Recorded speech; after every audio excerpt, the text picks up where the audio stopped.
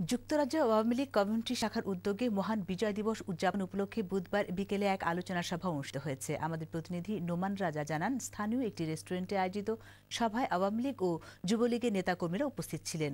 মোকাদ্দাস আলীর সভাপতিত্বে এবং রুহুল আমিন ও বাদশা মিয়ার পরিচালনায় সভা শুরুতে মুক্তিযুদ্ধের শহীদদের প্রতি শ্রদ্ধা জানিয়ে 1 মিনিট দাঁড়িয়ে নীরবতা পালন করা হয়। বক্তারা বাংলাদেশের বিরুদ্ধে অপপ্রচার রুখতে সবাইকে সজাগ থাকার আহ্বান জানান। সম্প্রতি টাইমস পত্রিকার বাংলাদেশ সম্পর্কিত ক্রয়পত্রের জন্য বাংলাদেশ সরকার $150,000 খরচ করেছে বলে যে অভিযোগ করা হয়েছে তা মিথ্যা ও বানোয়াট বলে দাবি করেন আলোচকরা।